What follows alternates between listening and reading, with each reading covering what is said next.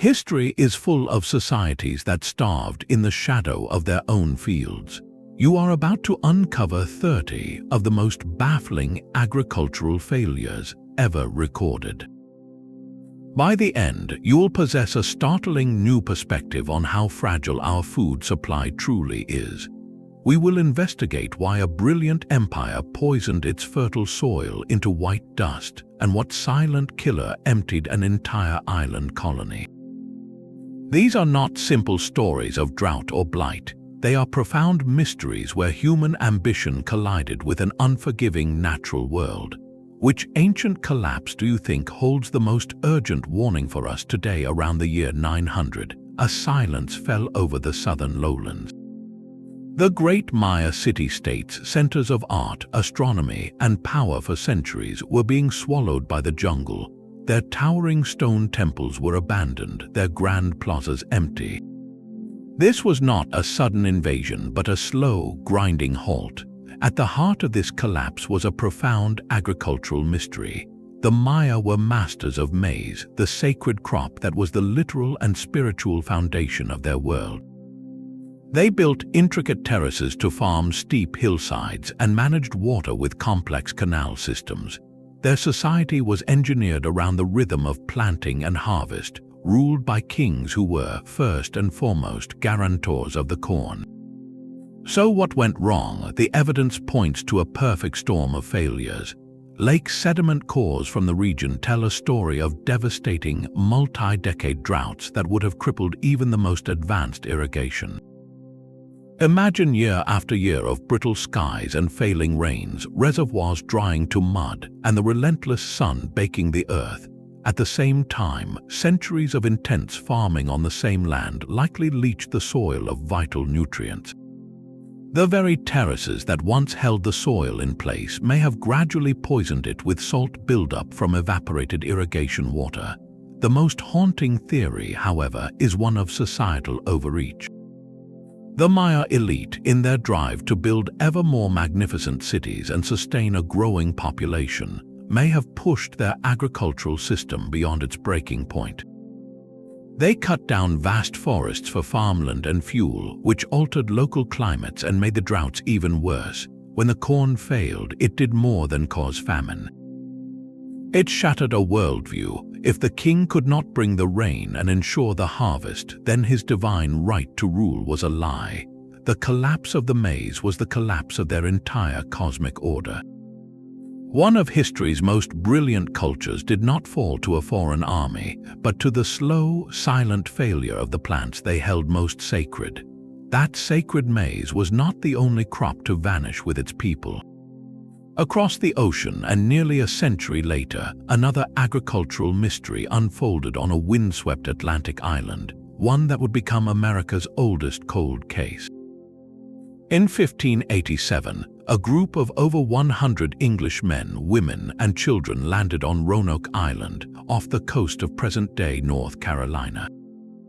They carried with them the tools of civilization, plows and scythes, and seeds from home, wheat and barley, dreaming of European fields in this new world.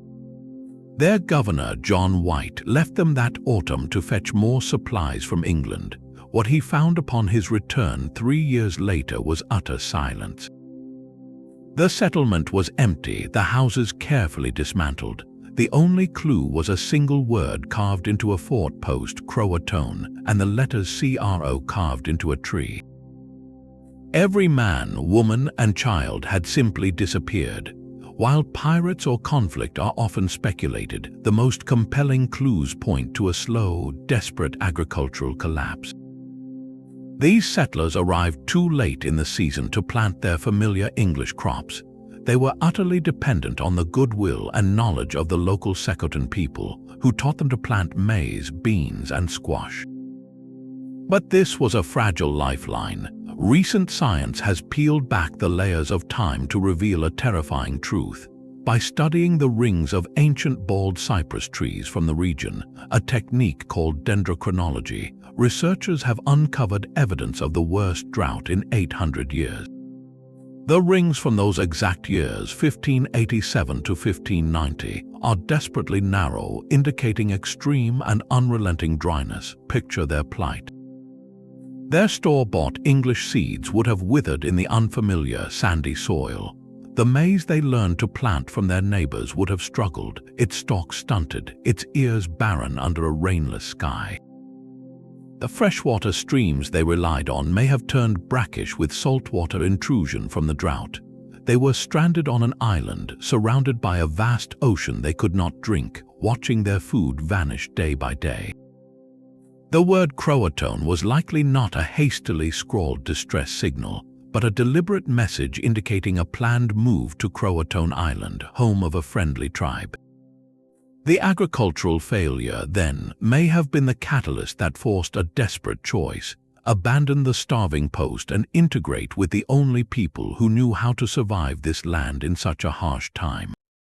Their disappearance was not a sudden abduction, but likely a slow migration driven by empty fields and empty stomachs, a community dissolving into the landscape from which it could no longer draw life.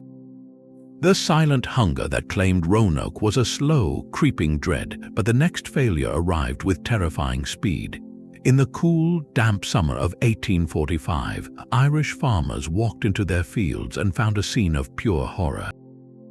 Overnight, their potato plants, the very foundation of life for millions, had transformed. Lush green leaves were now blackened and withered, clinging to slimy stems. When they dug up the tubers, the potatoes themselves were a putrid, foul-smelling mush. This was the arrival of Phytophthora infestans, a phantom killer that moved faster than human understanding. The cause was a complete mystery. In an age before germ theory, the best scientific minds offered bewildering guesses. Some blamed static electricity from the newly invented steam trains passing by. Others pointed to poisonous vapors rising from volcanoes or even mortiferous vapors from the soil itself. Many, steeped in hardship, saw it as divine punishment. The government in London dispatched a team to investigate, and their report concluded the rot was caused by, quote, wet rot. They were utterly blind to the microscopic water mold silently consuming the island's primary food source. The scientific detective work that eventually unmasked this pathogen was painstaking. It took years for researchers to connect the dots, finally identifying the culprit as a fungus-like organism that spread through airborne spores, thriving in the cool, wet Irish climate. But even after it was named, profound mysteries remained. Where did this blight come from so suddenly? The most likely answer is that it hitchhiked on ships from North America, possibly on infected potato tubers used as cheap ship ballast. Once it landed in the port cities of Europe, the wind did the rest. And why was the devastation in Ireland so uniquely complete? This leads to the second great failure, one of agricultural practice. Ireland's poor had become perilously dependent on a single potato variety called the lumper. This potato was a marvel of calories per acre, feeding a family on a tiny plot of land, but it was also a genetic monoculture. Planting the same vulnerable crop across the entire landscape was like building a city where every house had the same fatal flaw in its locks. When the blight found that flaw, it had a perfect, uninterrupted path to destroy everything. The true tragedy, however, is that the potato blight was a biological disaster that was turned into a human catastrophe by societal and political failure. The blight struck across Europe, but only in Ireland did it cause mass starvation and exodus. The island was a colonial possession, its fertile lands owned by absentee landlords and used to grow grain and raise cattle for export to England, while the native population subsisted on the potato patch.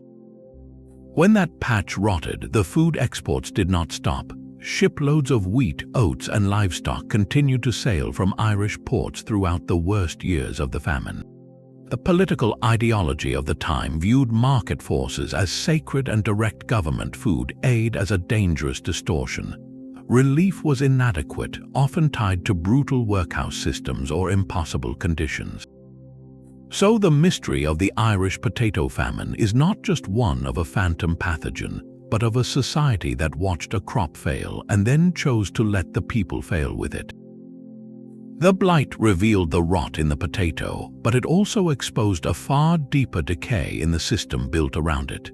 The phantom blight in Ireland was a catastrophe of dependence, but the next great failure was born from a dangerous illusion of control. On the vast American Great Plains in the 1930s, the sky itself turned against the land. This was the Dust Bowl, an ecological apocalypse that seemed to come from nowhere, blotting out the sun with mountains of choking earth. But its roots were planted decades earlier in a seductive and utterly wrong idea. After the First World War, a combination of high wheat prices, powerful new gasoline tractors, and a government slogan of "Wheat will win the war" sent a wave of settlers deep into the plains. They brought with them a farming philosophy built for the wetter soils of Europe and the American East, one that relied on the deep breaking steel plow. With relentless efficiency, they tore up millions of acres of native prairie grass, a thick, tangled mat that had held the soil in place for 10,000 years. They were operating on a belief as firm as faith, the myth that rain follows the plow. The theory claimed that by cultivating the land, by releasing its moisture through tilling, farmers would actually increase rainfall. It was a promise of a self-watering garden, and it was completely false. The plains had always been a semi-arid region prone to cyclical drought. The deep-rooted buffalo grass was not a barrier to progress, it was the region's delicate anchor, a living shield against the wind. Removing it was like stripping the skin from a body. For a few wet years, the gamble paid off in golden waves of wheat. Then the drought arrived. Beginning in 1930, the rain simply stopped. Years of overfarming had depleted the soil's organic matter, turning it into a fine, lifeless powder. With no grass roots to hold it down, the earth began to move. The resulting dust storms were unlike anything in living memory. They were called black blizzards, rolling walls of dirt thousands of feet high that could sweep across states at 60 miles an hour. Day turned to night at noon. Static electricity crackled so fiercely it shorted out car engines and made barbed wire fences glow. Dust infiltrated everything, sifting through sealed windows, covering furniture inside homes, and filling the lungs of people and animals alike. Dust pneumonia became a common killer. The mystery of the Dust Bowl is not why the drought happened, but why an entire agricultural system was so blind to the fragility it was creating. Farmers were not ignorant. They were incentivized by an economic system that rewarded maximum short-term yield, and by a scientific consensus that had tragically misunderstood the prairie ecosystem. The true failure was a collective one, a society that saw the land not as a complex partner, but as a simple resource to be conquered and extracted. The iconic images of the Ockies, families piled into overloaded trucks fleeing toward California, were not refugees from a natural disaster alone. They were exiles from a man-made wasteland, a haunting testament to what happens when human ambition writes a check that the environment cannot cash. The Great Plains turned to dust under a misguided plow, but the oldest story of agricultural self-destruction is written in salt. Long before the Dust Bowl, the very first civilizations to master irrigation were slowly poisoning their paradise. In the Fertile Crescent between the Tigris and Euphrates rivers, the Sumerians and later the Babylonians built a world of astonishing abundance. Their network of canals was a marvel of early engineering, turning a dry landscape into lush, predictable fields. This was the foundation of cities, writing, and law. Yet, over centuries, that same life-giving water carried a hidden curse. Each time they flooded their fields, a tiny amount of dissolved salt was left behind after the water evaporated. In a region with high temperatures and low rainfall, these salts never got washed deep down into the earth. Without adequate drainage, they accumulated in the root zone of the plants year after year, generation after generation. The process is called salinization, and it is a silent, creeping death for soil. The salts make it harder for plants to absorb water, slowly starving and desiccating them even when the canals are full. The mystery etched into ancient clay tablets is not the presence of the salt, but the profound inability of these brilliant societies to stop it. Cuneiform records from as early as 2500 BCE speak of the earth turning white and of crop yields collapsing by 2/3. One tablet laments that the soil had, quote, become bitter. We know they understood the symptom because their solution was a desperate, telling adaptation. They began to abandon wheat, which is highly salt-sensitive, and shift to more tolerant barley. This was an agricultural retreat, a surrender of nutritional quality and likely taste, forced by the rising tide in their own fields. So why could they not engineer their way out? The theories are as layered as the salt crusts. Some historians point to political fragmentation and constant warfare, which would have broken down the coordinated, large-scale maintenance that a canal system requires. Silt clogging the channels and salt poisoning the fields both demand a stable, centralized authority to manage. Others suggest a simple, tragic limit of knowledge. The Sumerian understanding of chemistry was framed in spiritual terms. Salt was associated with the god of the underworld. They may have lacked the conceptual framework to see this as a soluble, physical process rather than a divine affliction. The most haunting possibility is that the timescale of the disaster simply outlasted human planning.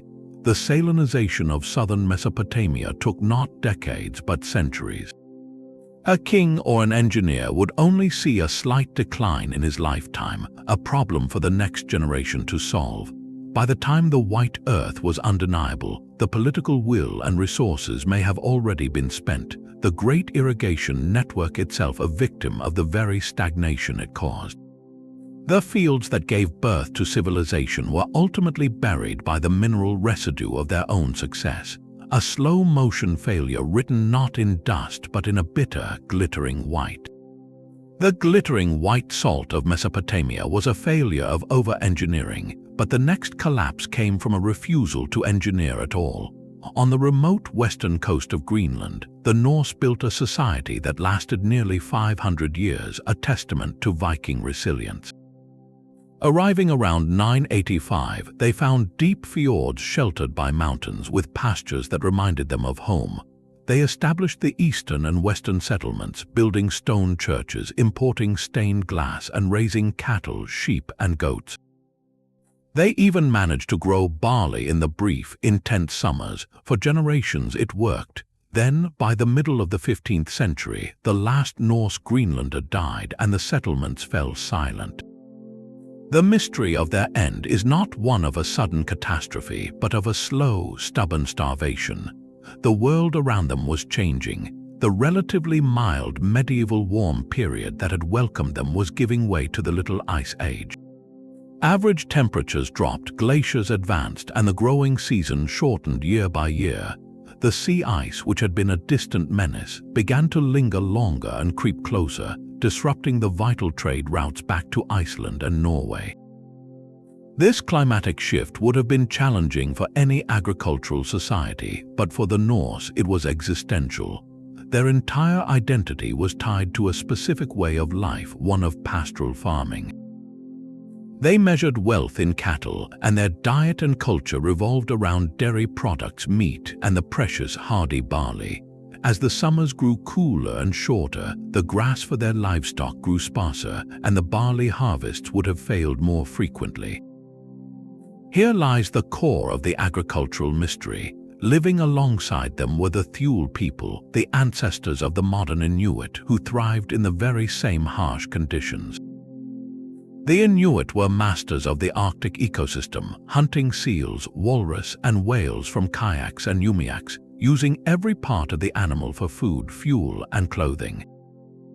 They possessed technologies perfectly adapted to the environment, like toggle harpoons and skin boats. The Norse had constant, if sporadic, contact with them. Yet, according to every piece of archaeological evidence, they refused to learn. There are no Inuit harpoon heads in Norse farmsteads, no evidence of seal hunting on a scale necessary for survival.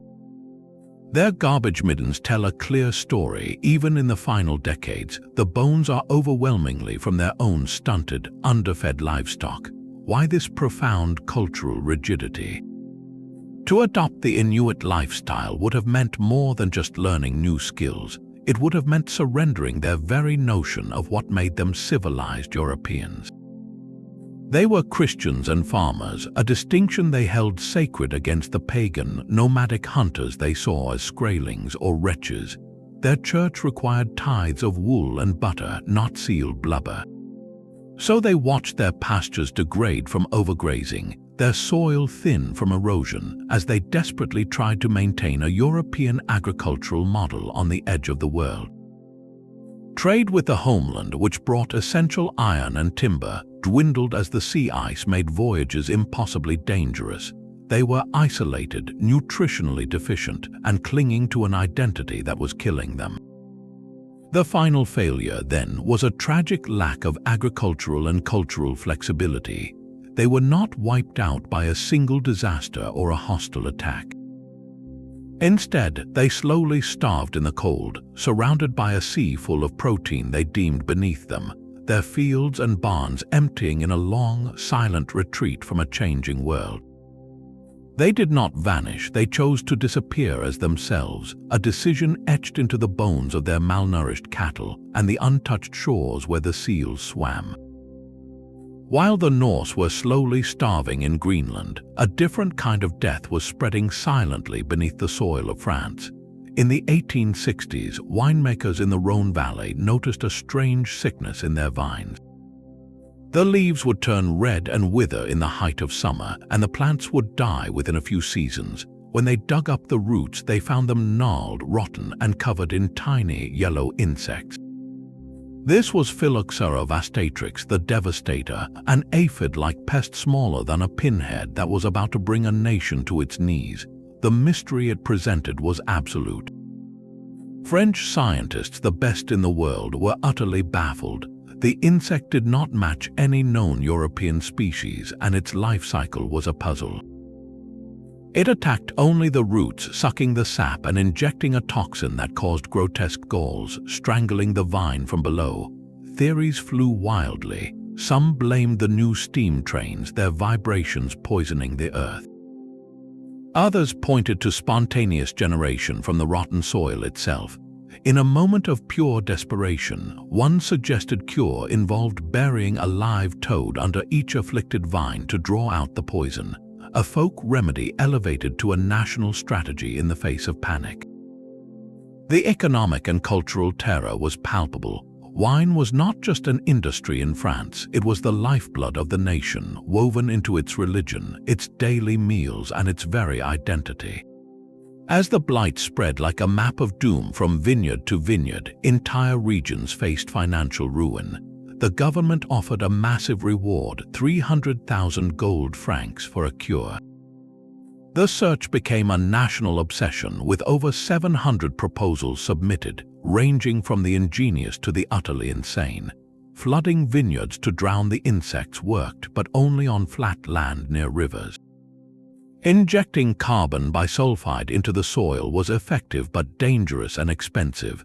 The true solution, when it finally came, was a profound irony. The savior was the American grapevine, a species considered crude and wild by the French vintners. Botanists realized that American vines had co-evolved with the Phylloxera insect and developed a natural resistance. Their roots could withstand the pest's attack. The cure, then, was not a poison but a transplant. By grafting the prized European Vitis vinifera vines onto the hardy, resistant American rootstock, the vineyards could be saved. To the traditionalists, this was heresy, a contamination of their pure, ancient lineage with foreign stock. But it worked. This tiny insect forced a revolutionary and humbling fix, a biological merger that saved an entire culture's defining beverage. The mystery of the Phylloxera blight was not just about an unknown pest, but about the fragility of a monoculture built on genetic pride. France's vineyards were a vast, uniform sea of susceptible vines, a perfect banquet laid out for a foreign invader.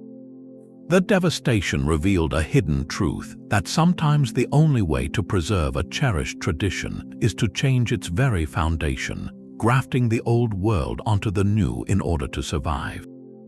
The devastation of France's vineyards was a crisis of identity, but in 17th century China, a failing harvest meant the end of the world itself. The Ming dynasty, which had ruled for nearly 3 centuries, was brought to its knees not by invading armies, but by a series of mysterious agricultural failures so severe they unraveled the very mandate of heaven. In the 1630s and 40s, northern China entered a period of unimaginable suffering known as the Great Famine. This was not a simple drought, it was a chilling convergence of disasters that seemed almost biblically orchestrated. First, the rains failed for years on end, turning the fertile plains of the Yellow River Basin into cracked, barren earth. Then came the locusts, darkening the sky in swarms so dense they blocked out the sun, descending to devour whatever meager crops had struggled to grow. To complete this hellscape, the region was then gripped by periods of bizarre, extreme cold, with frosts arriving in summer and winters of unnatural severity. The result was a catastrophic collapse of the food supply.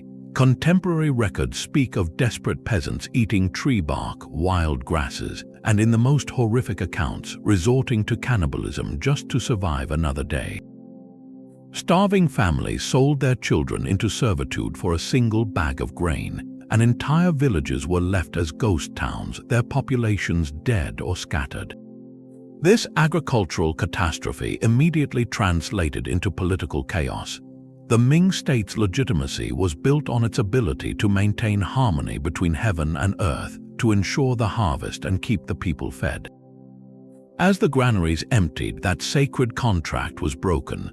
Into this void of authority stepped men like Lai Zicheng, a former postal worker turned rebel leader. His ranks swelled with millions of desperate, hungry peasants who had nothing left to lose. Their rallying cry was not complex political ideology, it was the basic, furious demand for food. Lai's rebel army, fueled by famine, eventually marched on Beijing itself.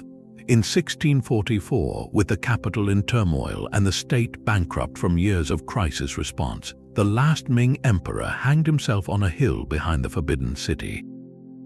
A dynasty that had overseen a golden age of art and exploration had been toppled by empty rice bowls. But what caused this perfect storm? The deeper mystery lies in the climatic triggers halfway across the globe. Scientists studying ice cores and tree rings have identified a period of profound global cooling in the early 17th century, a sharp pulse within the broader Little Ice Age. The prime suspect is a colossal volcanic eruption, the 1600 eruption of Huaynaputina in Peru. It was one of the largest volcanic events in the last 2,000 years, blasting an immense amount of ash and sulfur dioxide high into the stratosphere. This veil of particles circled the planet, reflecting sunlight back into space and plunging regions into years of cooler summers and disrupted weather patterns. In China, this likely meant a southward shift of the monsoon rains, leaving the north parched, while also intensifying the polar winds that brought unseasonable cold. The Ming agricultural system, a masterpiece of engineering built around the predictable rhythms of the monsoon and the Grand Canal's transport of southern rice to the north, was utterly defenseless against this kind of global shock. The state could not command the rains to return or stop the locusts bred in the drought-stricken wetlands. The famine was a failure of an empire-scale system meeting a planetary-scale event it could not see or comprehend. The peasants who rose with Lai Zicheng were not just rebelling against a corrupt official, they were lashing out against a disordered cosmos, a heaven that had, for reasons utterly mysterious to them, withdrawn its favor and let the very earth turn against them. A continent away from the failing Ming dynasty, another great city was already a silent mound of earth. On the fertile floodplains where the Missouri and Mississippi rivers meet, the people now called the Mississippians built Cahokia, the largest pre-Columbian settlement north of Mexico. At its peak around the year 1100, it was a teeming metropolis of perhaps 20,000 people, a bustling center of trade, ceremony, and power, dominated by the colossal Monk's Mound, an earthen pyramid that required moving over 14 million baskets of soil. This urban marvel was built on a foundation of maize. The rich, annually replenished river-bottom soils produced bountiful harvests that fed the laborers, the artisans, and the elite. So why, by the year 1350, were the grand plazas empty and the great mounds abandoned to the prairie grass? The answer lies in the silent failure of the fields that surrounded them. The first clue is one of scale. To feed a city of that size, Cahokia's farmers would have needed to clear vast tracts of forest for their crops. This deforestation, while creating immediate farmland, likely triggered a cascade of environmental consequences. Without tree roots to anchor the soil, the rich, loose loam of the floodplain would have become vulnerable to erosion. Heavy rains, instead of being absorbed, would have washed precious topsoil directly into the rivers. This loss of soil fertility would have been a slow drain on productivity, a decline almost imperceptible year to year but devastating over generations. At the same time, the cleared landscape may have altered local water patterns, making the area more prone to unpredictable and destructive floods that could wipe out a season's planting in days. Climate also seems to have played a cruel role. Tree ring data from the region indicates a period of significant climatic instability beginning in the 12th century, including episodes of severe drought. For a society dependent on rainfall for its maize, a series of dry growing seasons would have been catastrophic.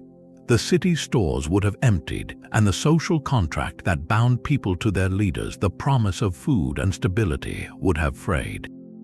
Perhaps the most intimate evidence, however, comes from the garbage heaps. Archaeologists studying midden pits at Cahokia have observed a telling shift in the diet of its inhabitants over time. In the city's zenith, deer bones are plentiful, showing access to good hunting grounds and a protein-rich diet. In later layers, those deer bones become scarce, replaced by bones from smaller, less desirable animals like rabbits and fish. This suggests that as the population grew and the surrounding forests were cut for farmland, the local game was hunted out, forcing people to spend more time and effort securing less food. It paints a picture of a society slowly consuming its own ecological support system, a city eating its way into scarcity. The final blow may have been inherent to their success. The intensive, continuous cultivation of maize on the same fields, without crop rotation or reliable fertilization, would have steadily depleted the soil of nitrogen and other essential nutrients. Yields would have gradually declined. A population that had expanded during times of plenty would have suddenly found itself facing a relentless calorie deficit. The mighty city of Cahokia did not fall to an invasion or a single cataclysm. It likely succumbed to a slow-motion agricultural unraveling, where deforestation, erosion, climatic shifts, and soil exhaustion conspired to make the once bountiful landscape incapable of supporting its grand urban experiment. The people didn't vanish, they simply dispersed, walking away from the silent mounds and returning to a smaller scale, more sustainable way of life, leaving behind America's greatest ancient mystery, a monument not to conquest but to the fragile pact between a city and its soil. Chile's golden fields once fed the dreams of another continent. In the mid-1800s, as the California gold rush created a booming, hungry population almost overnight, Chile found itself in a perfect economic position. Its fertile Central Valley, with a Mediterranean climate ideal for wheat, became the breadbasket for San Francisco. Ships laden with Chilean flour sailed north, fueling the frantic expansion of the American West. This lucrative trade built fortunes and transformed the Chilean landscape into a vast monoculture sea of golden grain. Then, without warning, the fields began to bleed. Farmers noticed strange, reddish-brown pustules breaking out on the stems of their wheat plants. These sores would rupture, releasing a powdery, rust-colored dust. This was wheat stem rust, a fungal disease caused by Puccinia graminis. While rust was known in a minor way, the outbreak that began around the 1870s was of a terrifying, unprecedented virulence. The fungus attacked the plant's vascular system, stealing nutrients and water, causing the stalks to weaken and the grains to shrivel into useless husks. A field that looked healthy one week could be a blighted, brittle ruin the next. The mystery was its sudden ferocity and its inescapable spread. How did this particular strain arrive, and why was it so devastating? The most likely answer is a story of 19th century globalization written in spores. The fungus has a complex life cycle and can produce billions of microscopic spores that travel incredible distances on the wind. Some scientists believe a particularly virulent strain may have been carried on the prevailing westerlies across the Pacific from Australia or New Zealand. Others point to the very ships that made Chile rich, the vessels that carried grain to California. These wooden holds, damp and dark, could have harbored infected straw or grain, inadvertently ferrying the pathogen back and forth across the equator until it found a perfect home in Chile's uniform, susceptible wheat fields. The economic shock was immediate and severe. A nation that had structured its economy around a single export watched that foundation crumble. Exports collapsed, land values plummeted, and a profound social crisis unfolded in the Chilean countryside. The search for a solution became a national priority. Agricultural scientists and desperate farmers began a frantic global hunt for resistant wheat varieties, experimenting with seeds from Europe, North America, and elsewhere. This process was slow, fraught with trial and error, as they worked to find a strain that could withstand the rust while still yielding well in Chilean soil. The rust epidemic is a stark lesson in the hidden vulnerabilities of a monoculture export economy. Chile had optimized its agriculture for maximum profit and efficiency, planting the same high-yielding wheat across mile after mile. This created a landscape with no biological firebreaks, a uniform feast for a specialized pathogen. When the rust arrived, it encountered no resistance, sweeping through the country like a fire through a dry pine forest. This failure connects to a larger, darker story of the 19th century, an era of unprecedented global connection that moved not just goods and people, but their invisible stowaways. Just as steamships and railroads shrank the world for commerce, they also created superhighways for disease, for crops, for livestock, and for humans. The Chilean wheat rust was one thread in a global tapestry of ecological exchange, a reminder that the very networks that create wealth can also transmit catastrophe, leaving a nation's prosperity hostage to a speck of dust on the wind. High on the sun-baked cliffs of the American Southwest, a society vanished into the rocks.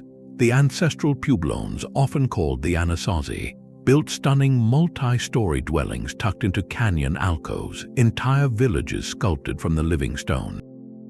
For centuries, they thrived in a landscape that seems impossibly harsh to us, a world of red rock and relentless sun. Their survival was a masterpiece of agricultural ingenuity, and their sudden departure around the year 1300 is one of North America's most haunting mysteries. Theirs was a life built on three sacred sisters, maize, beans, and squash, planted together in a brilliant symbiotic trio. The cornstalk provided a pole for the bean vine to climb, the beans fixed nitrogen in the soil to feed the corn, and the broad squash leaves shaded the ground, conserving precious moisture and suppressing weeds. But to make this system work in a land that received less than 12 inches of rain a year, they became hydrological engineers. They practiced runoff farming, capturing every drop. They built networks of small stone-checked dams across gullies to slow the rare but violent desert downpours, allowing water to soak into the soil rather than flash away. They carved grids of gravel mulch gardens to reduce evaporation.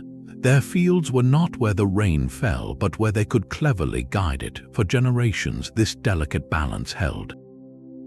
Then it shattered. The archaeological record shows a mass exodus from iconic sites like Mesa Verde and Choco Canyon over just a few decades. they didn't just move to a new valley, they abandoned an entire way of life. What finally tipped the balance? The primary suspect is written in the rings of ancient trees. Dendrochronology has identified a catastrophic period known as the Great Drought, stretching from 1276 to 1299.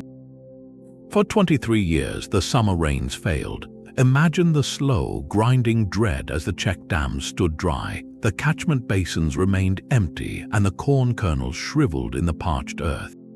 A single drought year was survivable with stored grain. 2 decades of it was an existential sentence. Yet, was the drought alone the killer? Many archaeologists believe it was the final blow to a system already under severe stress. Their very success may have sown the seeds of failure. A growing population needed more fuel for cooking and for firing the pottery that held their food and water. The pinyon and juniper forests that cloaked the mesa tops were gradually stripped away. This deforestation would have accelerated soil erosion, washing away the thin, vital topsoil their fields depended on. It also may have reduced the land's ability to generate the localized convection rains that are critical in desert environments, creating a feedback loop of aridity. Another silent threat was likely rising from below. Their irrigation practices, while brilliant in a closed basin with little drainage, could have led to a gradual buildup of salts in the soil, slowly poisoning their crops just as it had in ancient Mesopotamia. The most human theory points to the social unraveling that scarcity brings. As the harvests dwindled year after year, cooperation may have fractured into conflict. The archaeological record shows an increase in fortified sites and evidence of violence in the final decades. The social contracts that held their communities together, the shared labor for building dams and maintaining terraces, may have collapsed under the weight of hunger and suspicion. Their departure from the magnificent cliff dwellings, then, was not a defeat but a strategic retreat. They migrated to areas with more reliable water sources like the Rio Grande Valley, where their descendants, the Pueblo peoples, still live today. They left behind empty stone cities as a monument not to a vanished people, but to a civilization that made a calculated choice to walk away from a land that could no longer sustain their grand architectural dreams, trading towering cliffs for reliable streams, and leaving us to wonder at the silent, sun-bleached ruins of a world that drought and time consumed. The silent, sun-bleached ruins of the American Southwest tell a story of drought, but the next failure unfolded in a land defined by water. In 1768, the autumn monsoon rains failed across the fertile plains of Bengal. The almond rice crop, the lifeblood of the region, withered in the parched paddies. Then, as if to mock the very idea of hope, a strange new blight appeared on the surviving plants. Leaves and grains were covered in dark, spreading lesions that rotted the rice from the inside. This was likely Helminthosporium oryzae, a fungal disease known as brown spot, which thrives in the stress of drought. The dual assault of no rain and a relentless fungus meant the autumn harvest was not just poor, it was virtually non-existent. This agricultural trigger, however, was only the first act of a tragedy that would become one of history's deadliest. The true mystery for the people of Bengal was the sheer, incomprehensible speed of what followed. How could a single failed harvest in one of the world's most fertile deltas lead to the deaths of an estimated 10 million people in just over 2 years? The answer lies in a landscape that had been made perilously fragile. In the decades prior, the British East India Company, having seized control of Bengal, had radically transformed the agricultural system. To maximize revenue, they enforced a rigid cash crop economy, compelling peasants to grow indigo and opium for export instead of diversifying their food crops. They also dismantled the traditional, centuries-old network of irrigation tanks and canals that villages maintained to buffer against drought, viewing them as unproductive uses of land and labor. This left the region's rice monoculture exquisitely vulnerable.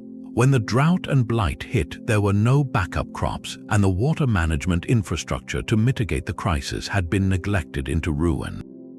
But the man-made horror truly began after the crops failed. The company's tax collectors, operating under a fixed revenue demand, showed no mercy. They insisted on the full land tax being paid in cash, even as granaries stood empty.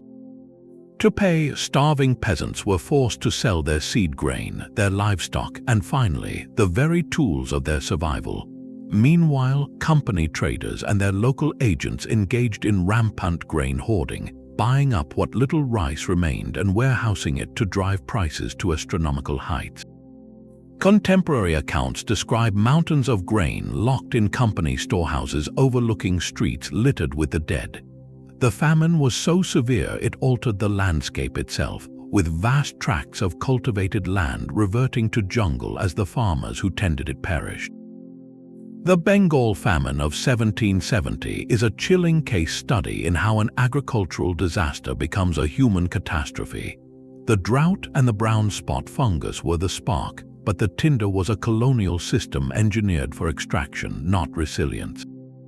It was a failure of both ecology and empathy, where a natural mystery of crop disease was solved by the cruel arithmetic of profit, leaving 10 million souls as its answer.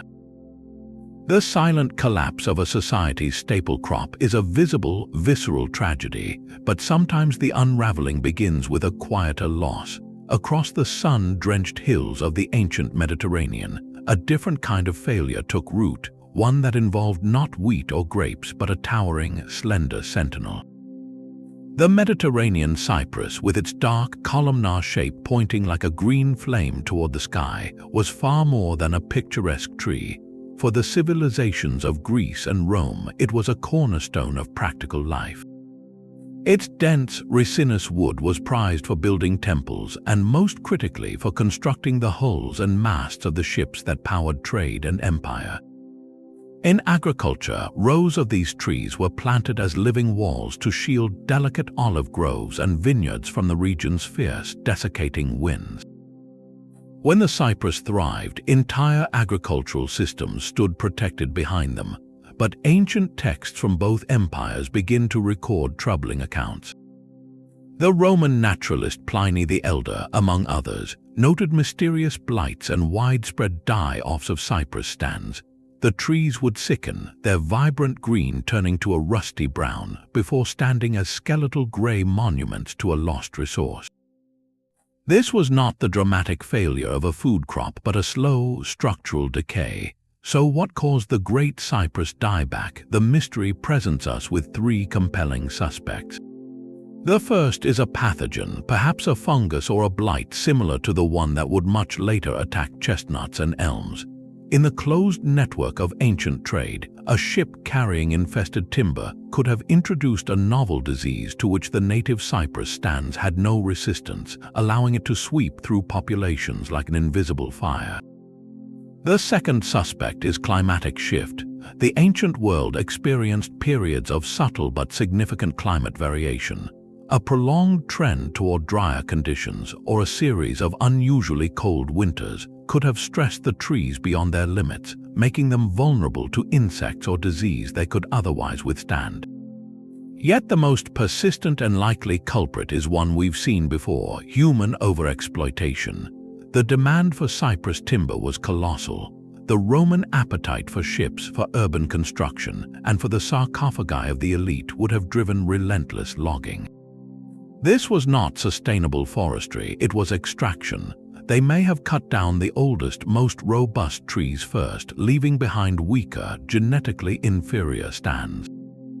More devastatingly, by stripping hillsides of these deep-rooted anchors, they would have accelerated soil erosion, undermining the very land the remaining trees needed to survive. The loss of the cypress would have created a vicious cycle. As the windbreaks died, the vineyards and orchards they sheltered became exposed.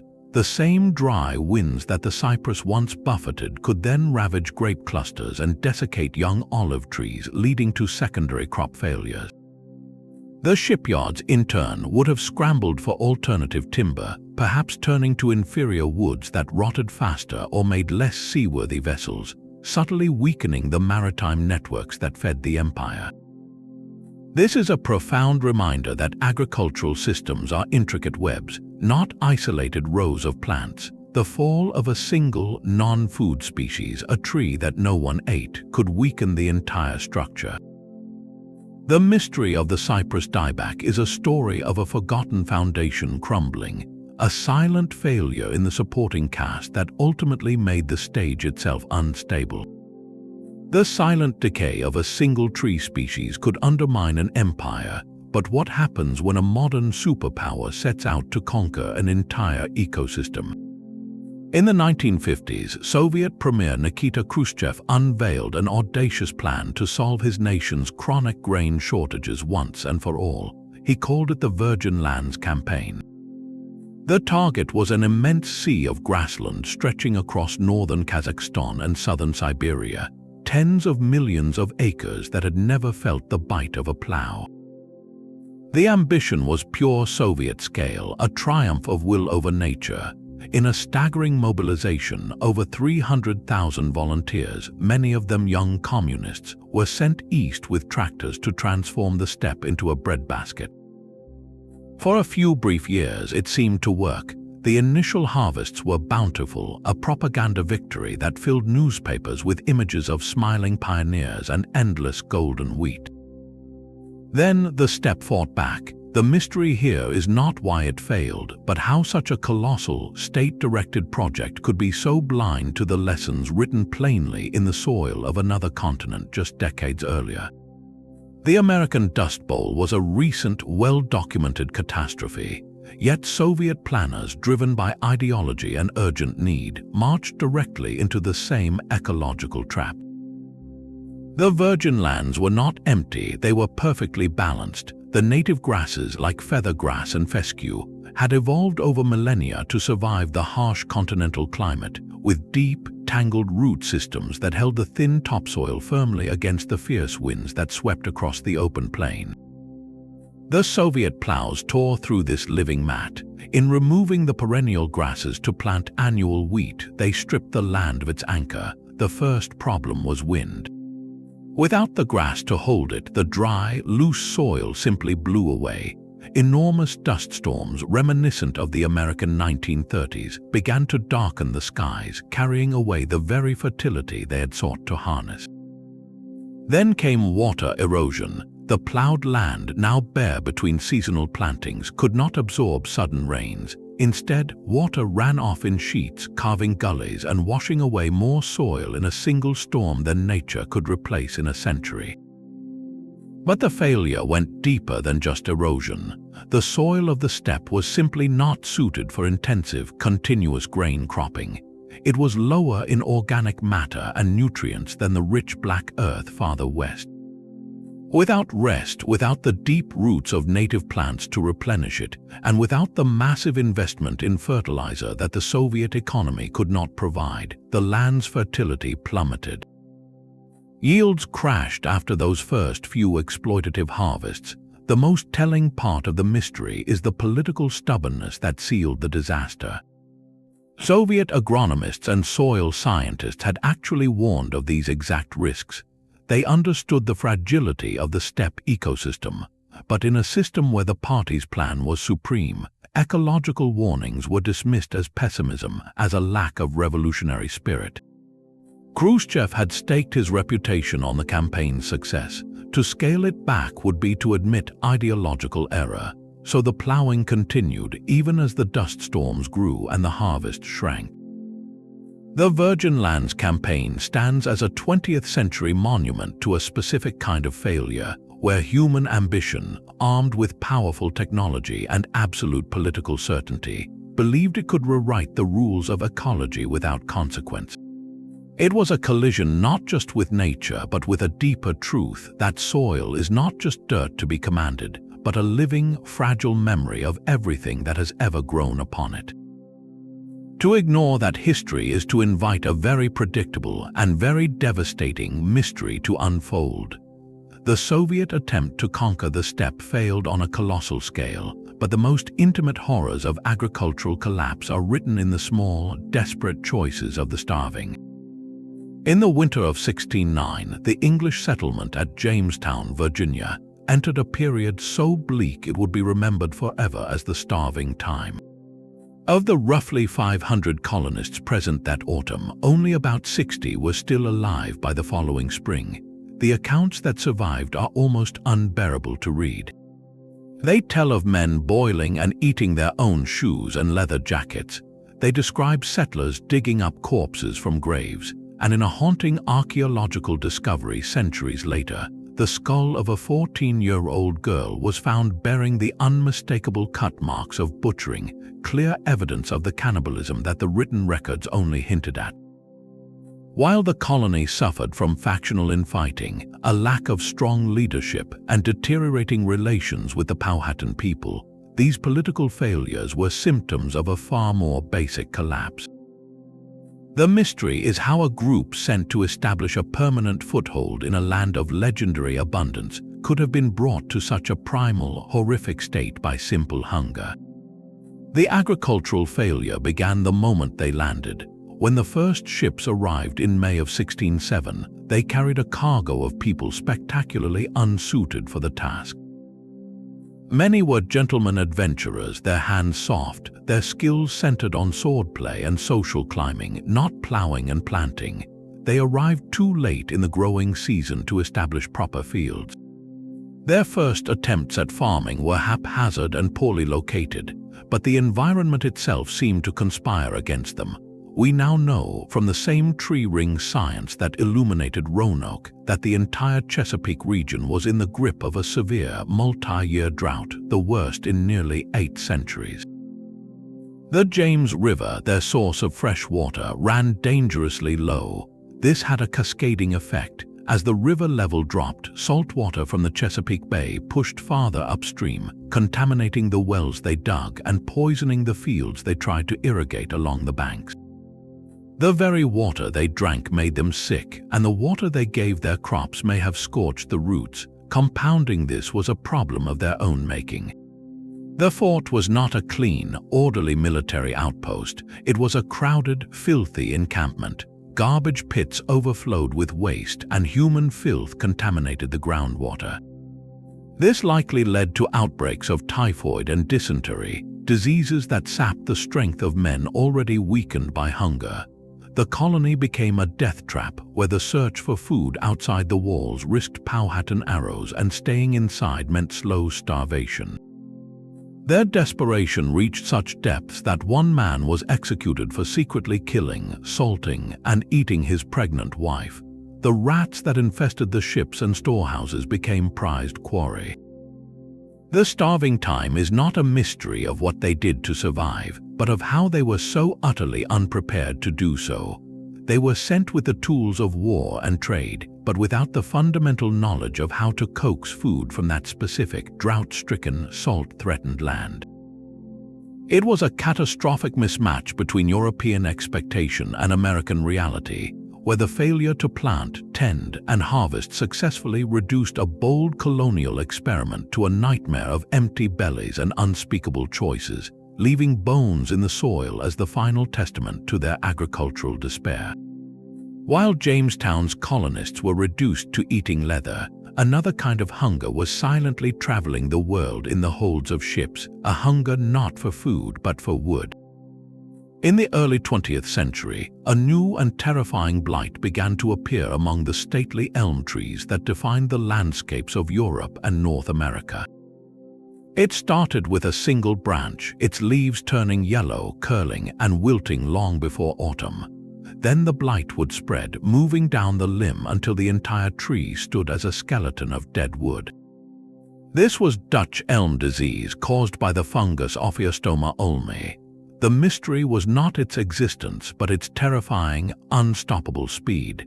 How could a disease move across continents and kill millions of trees in just a few decades, forever altering the face of cities and countryside alike? The answer is a story of perfect vectors and global pathways. The fungus itself does not travel far on its own. It relies on tiny accomplices, bark beetles, to carry its spores from a dying tree to a healthy one. As the beetles burrow into the elm's bark to lay their eggs, they inadvertently inoculate the tree with the fungus, which then grows rapidly, clogging the tree's vascular system like a blood clot. The tree, unable to draw water up its trunk, essentially dies of thirst. This natural partnership became catastrophic with the advent of global trade. The most likely scenario is that the fungus native to Asia hitched a ride on shipments of unprocessed elm logs destined for European furniture factories or veneer mills. Once it arrived in the 1920s, it found a continent of elms with no natural resistance and a robust population of native bark beetles eager to spread it. The disease earned its name not from its origin, but because Dutch scientists were the first to identify the pathogen, even as they watched their own iconic elm-lined canals succumb. Efforts to contain it were frantic and heartbreaking. Foresters tried everything from aggressive sanitation, cutting and burning infected trees, to injecting expensive fungicides directly into the trunks of prized specimens. But the beetles flew and the fungus spread through interconnected root systems in urban groves. It was a battle fought on too many fronts. The loss was more than ecological, it was deeply cultural. The American elm, with its graceful, vase-shaped canopy that arched over entire streets, was the defining tree of small-town America and university quadrangles. It provided shade that cooled entire neighborhoods and acted as living windbreaks for farmsteads. Their sudden disappearance left streetscapes looking naked and exposed, a visual scar that generations still remember. The search for a solution turned, as it had with the grapevines of France, to genetics. Scientists scoured the globe for resistant elm species, primarily from Asia where the disease originated and trees had evolved defenses. The goal was to breed or clone these resistant varieties, creating new trees that could reclaim the landscape. This work continues today, a slow, patient effort to rebuild what was lost in a few short decades. The failure of the elms is a poignant cautionary tale about the hidden costs of a connected world. It reminds us that agricultural disasters are not limited to the plants we eat. The silent trade in timber, nursery stock, and even raw logs can carry invisible passengers that dismantle entire ecosystems, proving that a failure in the non-food foundation of our environment can leave our world fundamentally and permanently poorer. The silent collapse of a great city's trees feels like a slow decay, but the failure of an entire water system is a sudden, drowning kind of silence. In the dense jungles of Cambodia, the Khmer Empire built a metropolis of staggering ambition, Angkor. At its heart lay not just stone temples like Angkor Wat, but a masterpiece of hydraulic engineering designed to defy the seasons. Their survival depended on taming the monsoon, and their mysterious fall may be traced to the moment the water stopped obeying. The Khmer engineered the landscape itself, creating a vast, intricate grid of canals, massive reservoirs called barrays, and intricate embankments. This network did more than just look impressive, it was the engine of their rice agriculture. By capturing the torrential summer rains in giant reservoirs, they could release water during the long, dry winter months, allowing for multiple rice harvests each year. This system fed a population that may have exceeded 1 million people, supporting one of the most sophisticated civilizations of its time. Then, in the 15th century, the great city was largely abandoned to the jungle. For centuries, the Y remained shrouded in vines and legend. Recent technology has ripped away that green veil, revealing the true scale of the mystery. LiDAR mapping, which uses lasers to see through the forest canopy, has exposed the stunning extent of the hydraulic grid. It shows a system far more vast and complex than anyone imagined, a sprawling, precise machine of water channels stretching over hundreds of square miles. This revelation makes its collapse an even deeper puzzle. How could such a brilliant, monumental system fail? One leading suspect is a problem of their own making, siltation.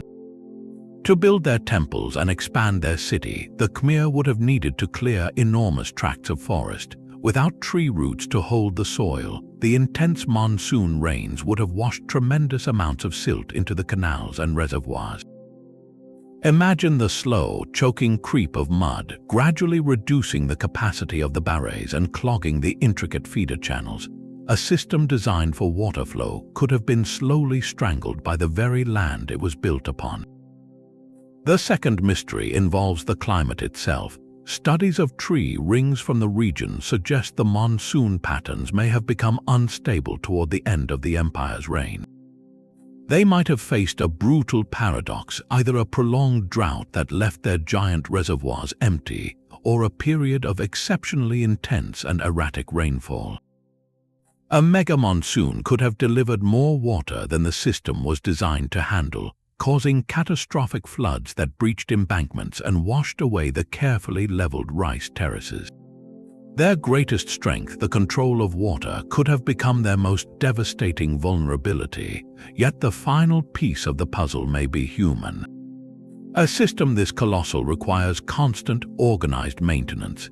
It needs armies of laborers to dredge canals, repair banks, and clear blockages. This demands a stable, centralized, and resource-rich government to coordinate it all. If the empire was weakened by warfare, religious shifts, or economic strain from its own grandeur, that essential maintenance may have simply stopped. The political will to manage the water could have evaporated long before the reservoirs did. The jungle did not conquer Angkor in a battle, it seeped in through the cracks of a neglected canal. The haunting lesson of Angkor is that the most advanced system is only as resilient as the society that maintains it, and that a civilization's lifeline can, with a few shifts in the rain or a lapse in attention, become its tomb. The great stone reservoirs of Angkor fell silent, but the forests of North America were about to lose their voice. Towering over the Appalachian woodlands stood the American chestnut, a true monarch of the eastern forest. It was more than a tree, it was a cornerstone of an entire ecosystem. In autumn, its branches would bend under the weight of spiny burrs, each one cracking open to release sweet, starchy nuts by the bushel. These nuts were a vital feast, fattening up bears and deer for winter, feeding flocks of wild turkeys, and falling so abundantly that farmers would turn their hogs loose in the woods to forage. For rural families, chestnut gathering was an annual ritual, the nuts roasted over fires, ground into flour, or sold for extra income. The wood was straight-grained, rot-resistant, and perfect for everything from barn beams to fine furniture. Then, in 1904, a keeper at the Bronx Zoo in New York City noticed something terribly wrong. The bark on several magnificent chestnuts was cracking open with ugly, sunken cankers oozing an orange dust. The trees were dying from the top down. This was the first confirmed sighting of the chestnut blight, a fungal assassin from Asia called Crephonctria parasitica. The mystery for the horrified foresters who raced to study it was one of both origin and ferocity. How did it get here, and why was it so unstoppable?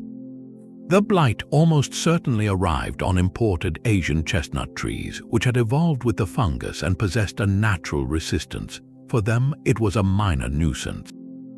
For the American chestnut, which had never encountered this pathogen, it was a death sentence. The fungus enters through a tiny crack in the bark, grows into the living cambium layer, and strangles the tree by girdling it, cutting off the flow of water and nutrients. It spreads with terrifying ease, its spores carried on the wind, on the feet of birds and insects, even on the boots of loggers walking through the woods. There was no stopping it. By the 1950s, the devastation was nearly complete. An estimated 4 billion trees were dead or dying, a loss of one of the most abundant trees on the entire continent in the span of a single human lifetime. The ecological and economic hole it left was staggering. The forest canopy changed forever, with oaks and other species moving in where the chestnuts once ruled. A crucial, reliable food source for countless animals vanished. For communities, it meant the loss of a free harvest and a valuable timber crop. The silent, gray skeletons of giant chestnuts stood in the woods for decades, haunting reminders of what had been lost. Yet this story does not end with a stump. The mystery of the blight sparked one of the longest and most determined rescue missions in conservation history. Scientists and breeders have been working for generations to bring the chestnut back. One approach involves crossbreeding the few surviving American sprouts with resistant Chinese trees, hoping to create a hybrid that looks and acts like an American chestnut but can fight off the fungus. Another, more futuristic effort uses biotechnology, carefully inserting a single wheat gene into the American chestnut's DNA to help it detoxify the fungus's acid. These tiny, engineered saplings now grow in test plots, their every leaf monitored for signs of hope. The tragedy of the chestnut is a profound lesson in the hidden connections within an agricultural forest. It shows how a single, silent stowaway on a ship could dismantle a foundation species, not just a food crop, but a living infrastructure that supported wildlife, farming, and rural life. Its story is one of breathtaking loss, but also of a stubborn, decades-long refusal to accept that loss as permanent. A quiet battle waged in laboratories and orchards to mend a hole in the world that most people have already forgotten was ever there. The silent, engineered death of a forest is a slow tragedy, but a famine can be a precise political weapon. In the 1930s, the deserts of Libya were not just drying up, they were being deliberately emptied. Following Italy's military conquest, the new colonial administration set out to transform the territory, and its methods led directly to a catastrophic man-made famine. The traditional lifeblood of the region was the intricate knowledge of the Bedouin, who practiced transhumance, moving their herds of goats, sheep, and camels along ancient routes to seasonal pastures, and the oasis farmers who coaxed dates and grains from tiny patches of fertile land. The Italian authorities saw this mobile, independent existence as a threat to control. Their strategy was one of systematic dismantling. They confiscated hundreds of thousands of animals, the very wealth and sustenance of the Bedouin tribes. They restricted movement, cutting off access to vital grazing lands and water wells. They disrupted the oasis trade networks that had sustained communities for centuries. This was not an accidental byproduct of colonization. It was a calculated policy to break the social and economic backbone of Libyan resistance.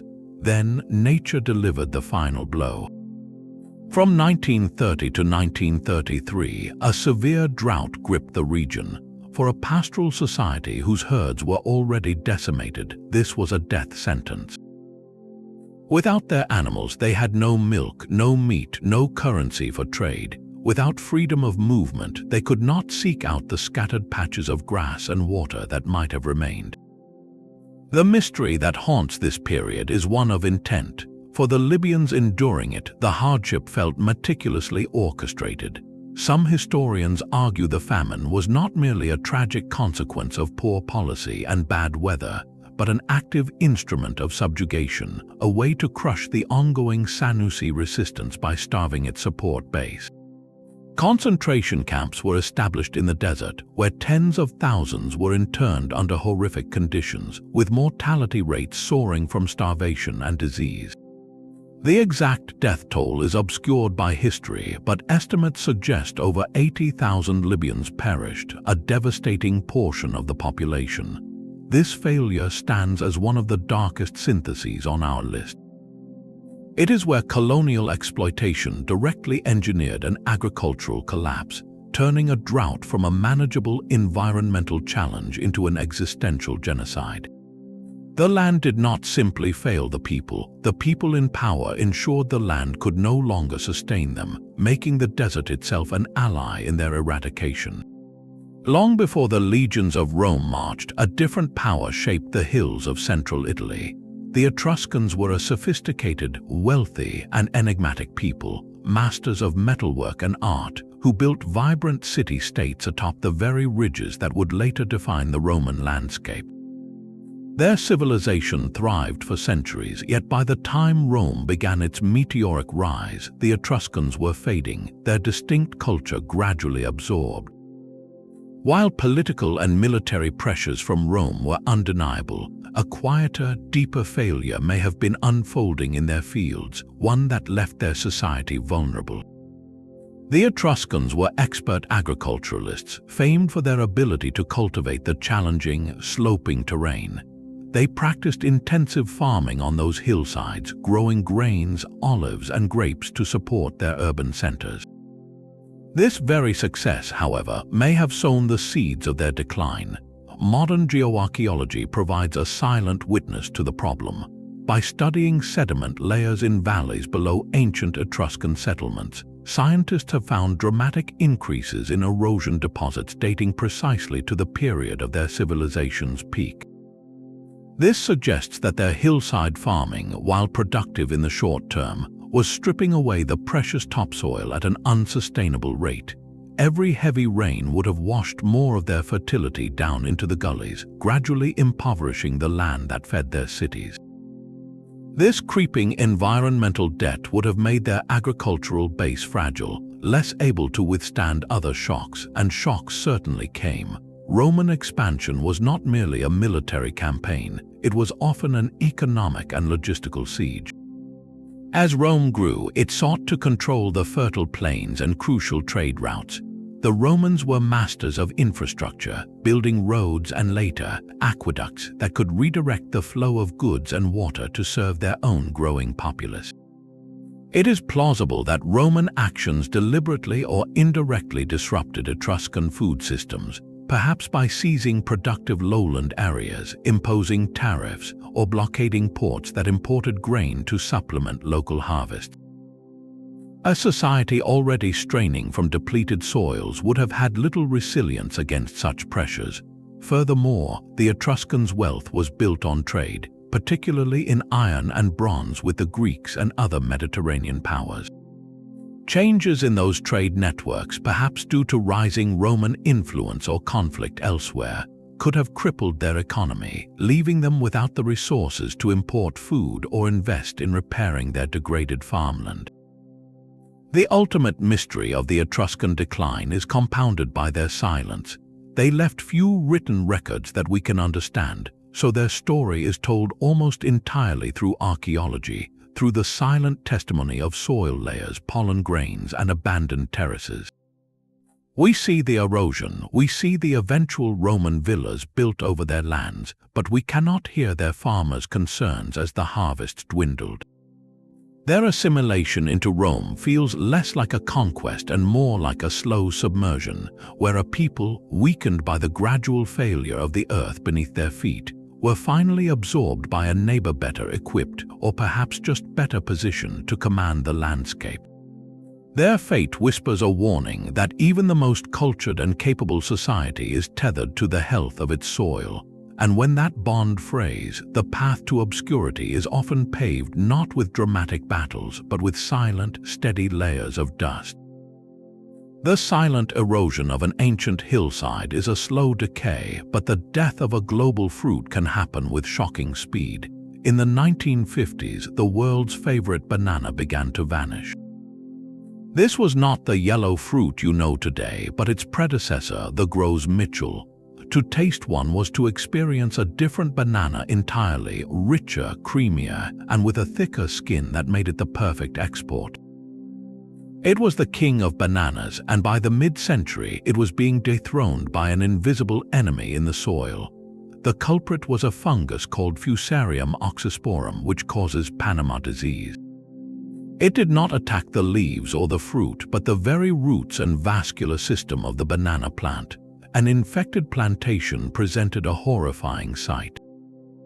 Healthy green plants would suddenly yellow, their leaves wilting and collapsing like broken umbrellas before the entire plant toppled over, dead from the inside out. The true mystery and the true horror for plantation owners lay in the ground itself.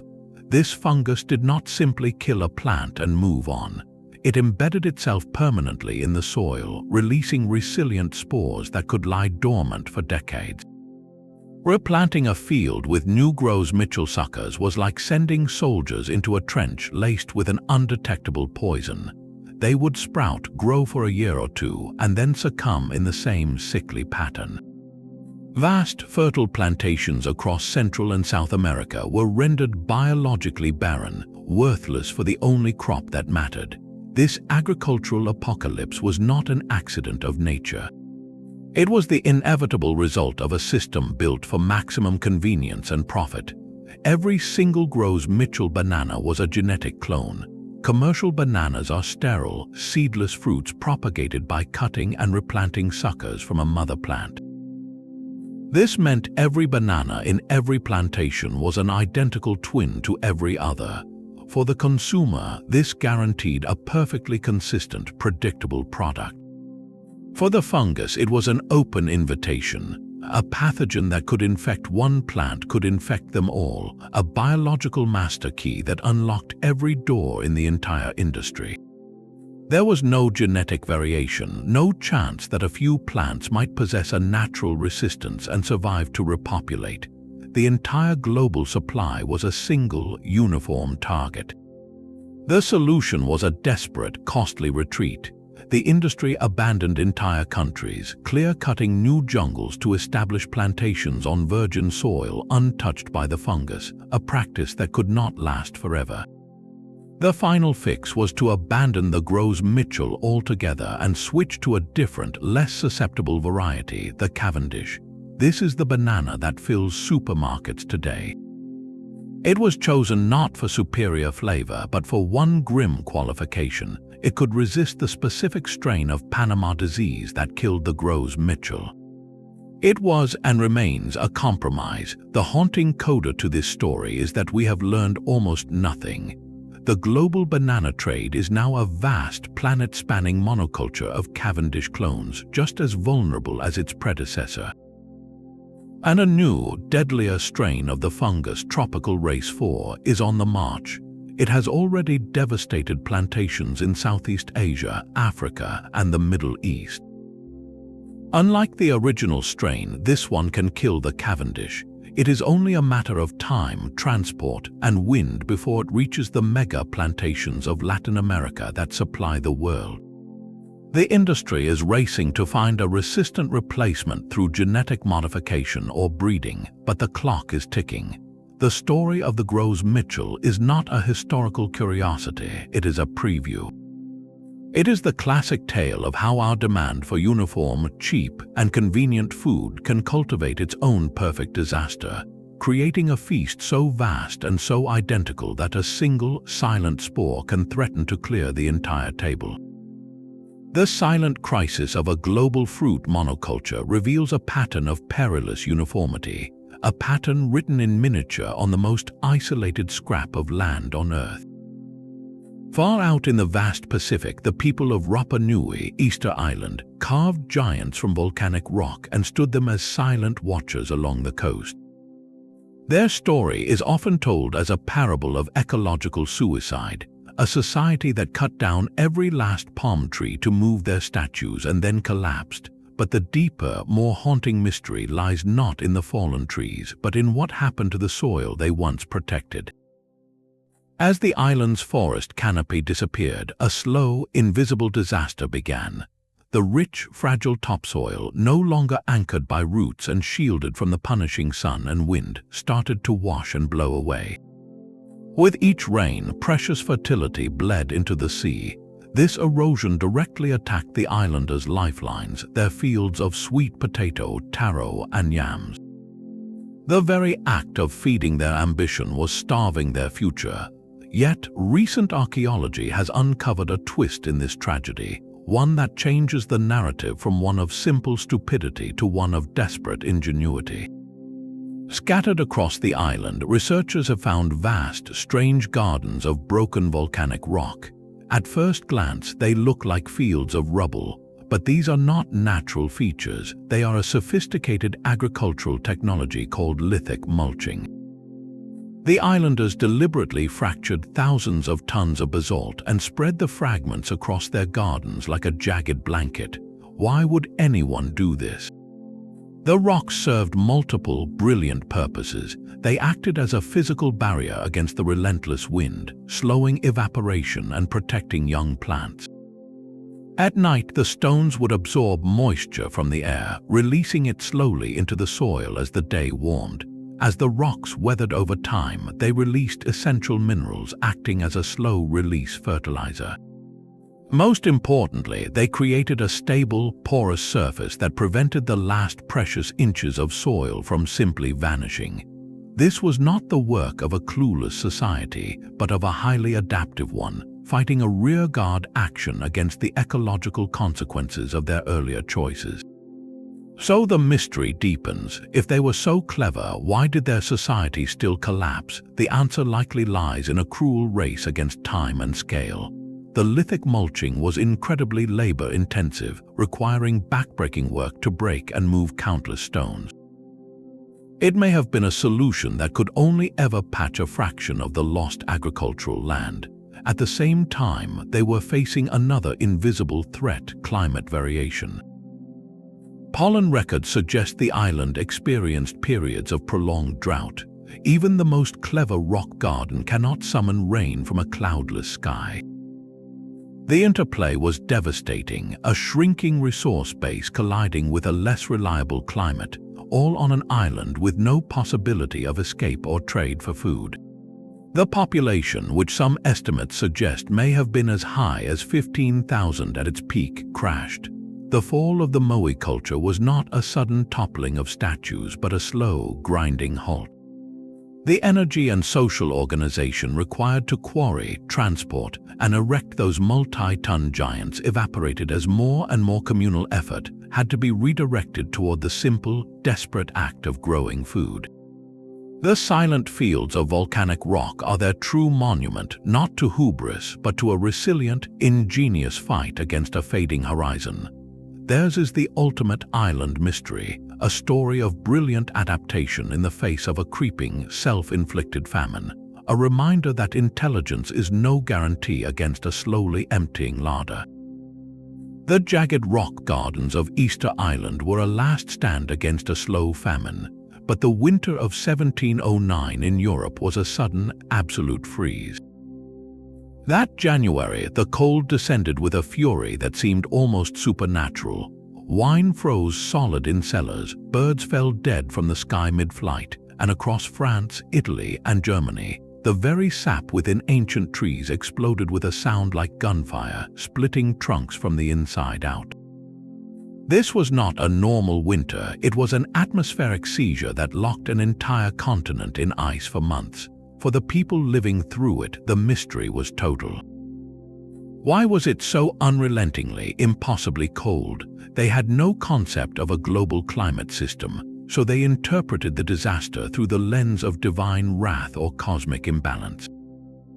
The agricultural destruction was immediate and comprehensive. Vineyards that had produced wine for centuries were killed to the root. Orchards of olive and fruit trees were turned to frozen sculpture. Most devastatingly, the winter wheat, planted the previous autumn and safely dormant under a normal blanket of snow, was utterly destroyed.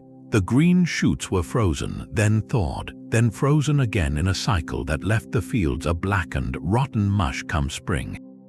With the staple grain gone, the vines dead, and the fruit buds killed, the stage was set for one of the worst famines in European history.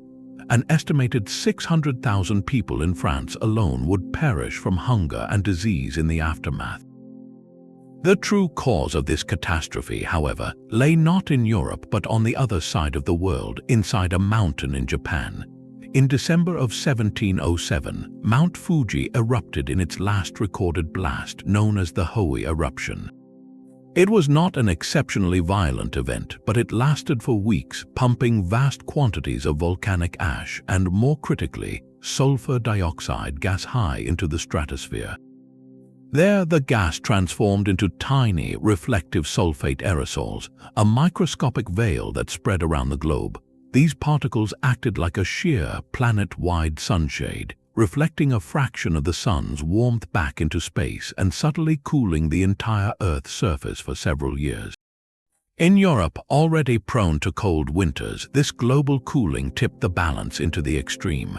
The volcanic haze dimmed the sun, leading to cooler summers that failed to properly warm the land and ocean. This set the stage for the polar air masses to plunge farther south than usual and, crucially, to stay there. The Great Frost was a volcanic winter, a delayed and distant echo of a Pacific eruption. It is a stark lesson in the invisible threads that stitch our world's climate together. A farmer in Bordeaux, shivering in his dead vineyard, had no way of knowing his fate had been sealed 2 years prior by geological forces in a land he had never heard of. His crop failed not because of poor soil or local blight, but because of a planetary sigh. This failure reveals a terrifying vulnerability that the security of the harvest can be hostage to events unfolding thousands of miles away. A reminder that our food systems, even now, rest upon a climate that is far more connected and far more fragile than we often dare to admit. 2,000 feet higher than the Alps, another civilization turned water into a shield. On the stark, windswept Altiplano surrounding Lake Titicaca, the Tiwanaku Empire thrived for centuries in a place that seems designed to starve humanity. The air is thin, the nights are freezing, and frost can strike in any month of the year. Yet here, they engineered an agricultural masterpiece that defied the very logic of their environment, the suka kalu, or raised field. These were not simple mounds of earth. They were long, rectangular platforms, sometimes over 6 feet high and 100 feet long, separated by canals of water. The genius was in the thermal exchange. During sunny days, the dark water in the canals absorbed the intense solar heat. At night, as the frigid air descended, that stored warmth would radiate up from the water, creating a protective microclimate around the growing beds that could fend off killing frosts. The canals also provided nutrient-rich silt for fertilizer and a habitat for fish and aquatic plants, creating a closed-loop system of astonishing productivity. For over 500 years, these fields fed a powerful state, one that built monumental stone gateways and pyramids at its capital city. Then, around the year 1000, the system failed and the empire dissolved into scattered villages. The leading suspect is a climatic betrayal, tree ring and sediment core day, to point to a prolonged, severe drought that gripped the region for decades. This was not just a lack of rain, it was a death sentence for a hydraulic system. As the drought wore on, Lake Titicaca itself would have shrunk, its shoreline receding. The intricate network of feeder canals that connected the raised fields to the lake and to each other would have run dry. Without that life-giving water in the canals, the entire thermal regulation system collapsed. The fields lost their frost protection, the nutrient cycle broke. What was once a lush, watery grid became a series of barren, sun-baked mud platforms separated by trenches of dust. Yet this presents a profound puzzle. These were the masters of water engineering. They had reshaped an entire landscape, so why could they not adapt? Why didn't they simply dig the canals deeper or move the fields closer to the shrinking lake? The mystery suggests their failure was not just hydrological but social. The Suka Kalu system was not a backyard garden. It was a colossal, state-managed infrastructure project. It required centralized planning, organized labor to dredge canals, and a political authority to allocate water rights and coordinate maintenance. The prolonged drought would have strained this social contract to the breaking point. As harvests failed, the authority of the priest-kings in the capital, who likely derived their power from guaranteeing agricultural abundance, would have evaporated faster than the lake water. Famine would have sparked unrest, migration, and the fragmentation of the state.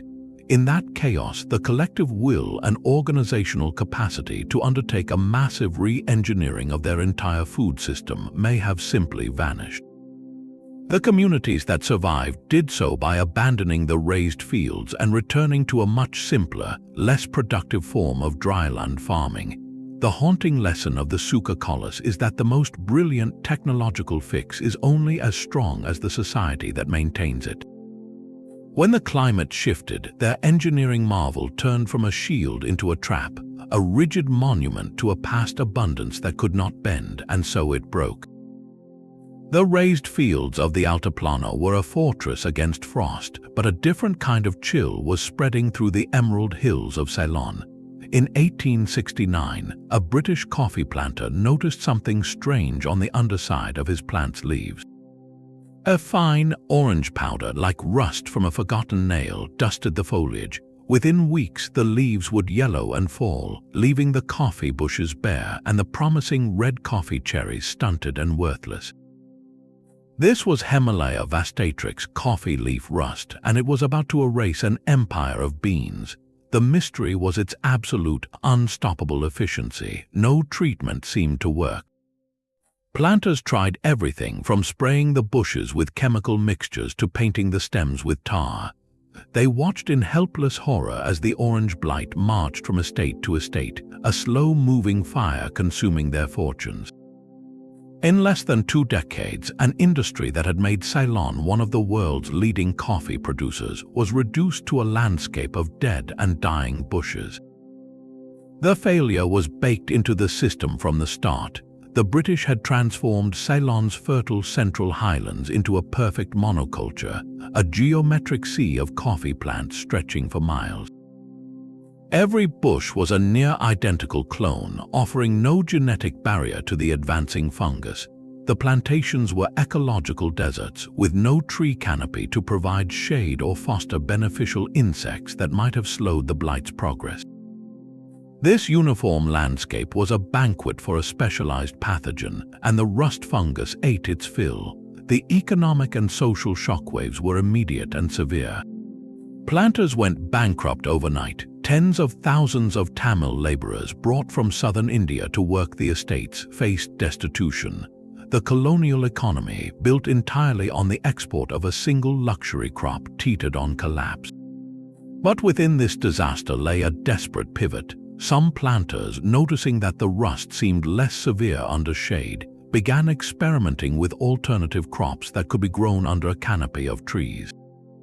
One of these experiments involved a plant originally brought from China, tea. The Chinese tea plant, Camellia sinensis, proved remarkably resilient in the Ceylon highlands. It thrived in the very conditions that had doomed the coffee, and critically, it was immune to the rust fungus. What began as a salvage operation soon became a revolution. The dead coffee bushes were ripped out, and the hills were replanted with row upon row of tidy tea bushes. Factories for withering, rolling, oxidizing, and firing the tea leaves sprang up across the island.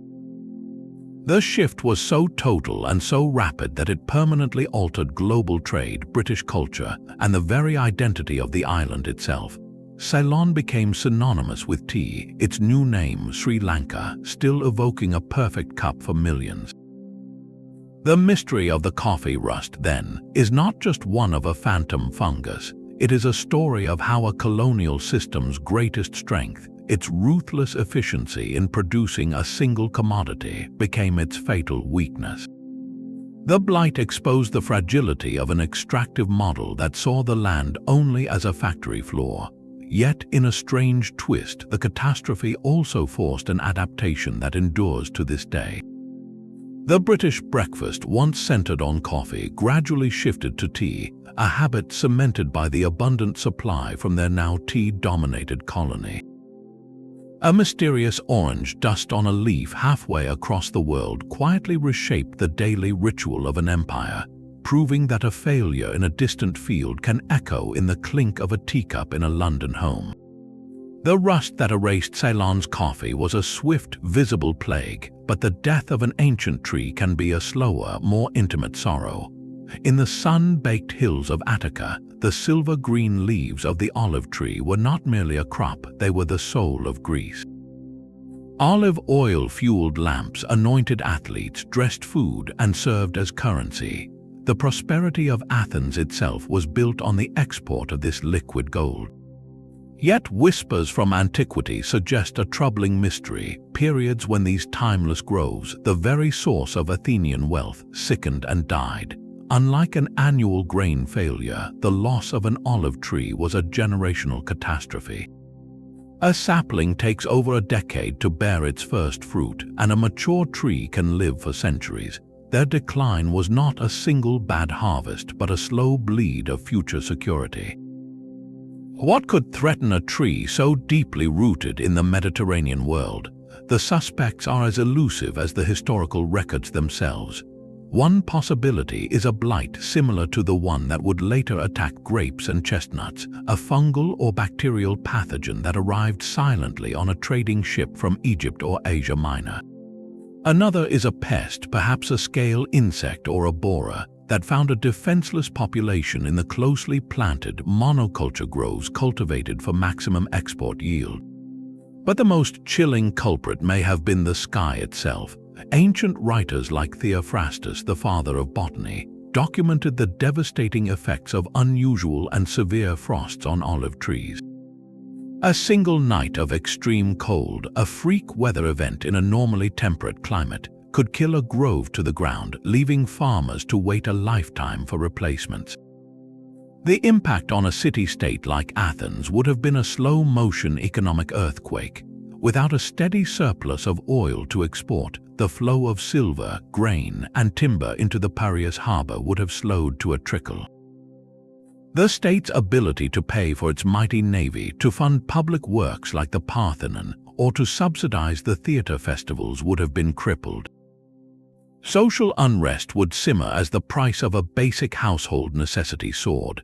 The decline of the olive groves would have been felt not just in the treasury, but in the daily rhythm of life, in darker homes and plainer meals, in a palpable sense that the favor of the gods, particularly Athena who gifted the first olive, was withdrawing from the land. This lesser-known mystery forces us to consider a different scale of agricultural failure. It is not about a field going barren in a season, but about a living bank account of future prosperity being wiped out. When a perennial foundation like the olive falters, a society isn't just facing hunger, it is confronting the erosion of its long-term identity and economic power. The silent dying of those ancient groves is a reminder that some of the most critical pillars of civilization grow on a timeline that far outlasts human urgency, making their loss a quiet, compounding debt that future generations are left to repay. The olive groves of Athens faced a silent, creeping threat, but the skies over North Africa in the 1940s delivered an invasion that roared. In Morocco, a series of locust plagues descended with such ferocity they seemed less like a natural event and more like a deliberate, living curse. These were not just insects, they were Moroccan locusts, a specific species capable of forming some of the most devastating swarms ever recorded. For the farmers and herders watching the horizon, the mystery was not the locust itself, but the terrifying switch that transformed a harmless, solitary grasshopper into a ravenous, collective force of nature. The triggers for this phase change are subtle and complex, rooted in population density. When a dry season concentrates locusts around the few remaining patches of green, their constant jostling and physical contact stimulates a dramatic shift in biology and behavior. Their bodies change color from cryptic browns to vivid yellows and blacks. Their brains rewire for migration. Solitary creatures become gregarious, forming into bands of hoppers that march in unison across the ground, eating everything in their path. As they take flight, these bands merge into the legendary swarms. The sight was truly apocalyptic. Witnesses describe the sun blotted out for hours, not by clouds, but by a living, buzzing curtain of insects so thick it cast the land into an eerie twilight. The sound was a constant, low hum, a vibration felt in the chest, overlaid with the sinister, papery rustle of countless wings. Then came the feeding. A swarm would settle on a field of wheat or a pasture of grazing grass like a shroud. The noise would shift to a relentless, grinding chatter, the sound of millions of mandibles shearing through green matter. In a matter of hours, a field that promised a season's food would be reduced to bare, bruised stalks. For a society living close to the land, this was an economic and nutritional catastrophe. Entire harvests were erased, livestock with their grazing lands stripped bare, starved or had to be slaughtered. The path to famine was direct and terrifyingly fast. The mystery of control in that era was profound. Before the widespread use of synthetic pesticides, efforts were desperate and pitifully inadequate. Villagers would dig trenches and try to drive the marching hopper bands into them for burial. They would beat pots and pans, light smoky fires, or wave blankets, attempting to divert the unstoppable tide. Religious processions and prayers were common, a testament to the feeling that this was a divine punishment beyond human power to stop. The swarms operated on a scale that mocked these interventions. A single plague could contain billions of individuals, covering hundreds of square miles, consuming the daily equivalent of food for tens of thousands of people. They were a force that respected no border, no prayer, and no amount of human labor. The locust plagues of the 1940s stand as a raw reminder of an ancient vulnerability. They represent a type of agricultural failure that feels uniquely merciless, a consumption so total and so swift it mirrors a natural disaster. It is the failure of the landscape itself to defend its bounty, overrun by a biological algorithm tuned solely to hunger and reproduction. In the face of such a swarm, human ingenuity shrank to the size of a man waving a stick at the sky, a poignant symbol of our enduring struggle against the older, wilder rhythms of the earth. The locust swarms of Morocco consumed everything in their path, but the most famous extinction in the ancient world was a far more delicate vanishing. Silphium was not a staple crop that fed millions, but a luxury that defined an era. To the Greeks and Romans, it was worth its weight in silver, a plant so central to their world that its heart-shaped seed pod became the universal symbol for love. It grew only in a narrow, fertile strip of land along the coast of Cyrenaica, in what is now Libya. This was not a plant you could cultivate in a garden. It stubbornly refused to be transplanted, thriving only in its wild, native soil. Its uses were legendary. Chefs treasured its sharp, aromatic resin as a seasoning, a flavor so distinctive it appears in hundreds of ancient recipes. Physicians prescribed it for everything from sore throats and coughs to digestive ailments and wounds, and it was widely believed, though never explicitly stated in surviving texts, to be a powerful contraceptive, a natural secret for controlling fertility. Then, within a few centuries of Rome's rise, it was gone. By the 1st century AD, the Roman naturalist Pliny the Elder wrote that only a single stalk had been found in his lifetime, and it was sent to the Emperor Nero as a curiosity. The extinction of silphium is a mystery wrapped in several layers of loss. The first question is, what exactly was it? No definitive specimen survives. We have detailed descriptions, coins stamped with its image, and countless references, but the plant itself is a ghost. Botanists have long debated its identity, with most theories pointing to a relative of giant fennel or a saphitida, but its true nature died with the last root in Cyrenaica. This makes the why of its disappearance even more perplexing. The simplest answer is overharvesting. The demand was colossal. As Rome's wealthy elite developed a taste for its unique flavor and its reputed medicinal powers, the harvest became a state-controlled monopoly. Entire caravans would carry the precious resin and stalks to the ports of Alexandria and Rome. It's easy to imagine the wild stands being stripped faster than they could regenerate, especially for a plant that may have had a long, slow growth cycle. But could overharvesting alone explain a total extinction? Some historians point to a second pressure: overgrazing. Cyrenaica was also famous for its flocks of sheep. If silphium was a favorite browse for these animals, the combination of hungry mouths and human harvesters could have pushed the plant past a tipping point. The land itself may have changed. The region's fertility was dependent on a specific pattern of seasonal rains. A subtle shift in the climate, a series of drier years, could have stressed the silphium populations at the very moment they were under maximum siege. The true tragedy of silphium is not just that we lost a flavor or a medicine, but that we lost an entire branch of possibility. Its extinction represents a permanent narrowing of the ancient world's agricultural and pharmacological library. A recipe can be recreated from a text, but the exact chemical compound that soothed a cough or flavored a feast is gone forever. Its heart-shaped seed, stamped on a coin, is now just a symbol of something we can no longer hold, a reminder that some failures are not just about empty bellies, but about a world of taste, knowledge, and choice that simply winks out of existence, leaving behind only a ghost of a flavor on the pages of history. The heart-shaped seed of the silphium plant vanished into legend, but the most modern food of its age killed with a silent, metallic poison. In May of 1845, Sir John Franklin's expedition, two stout ships named Erebus and Terror, sailed from England with 129 men. They carried the very latest in human ingenuity for their quest to find the Northwest Passage, including a revolutionary 3-year supply of tinned food.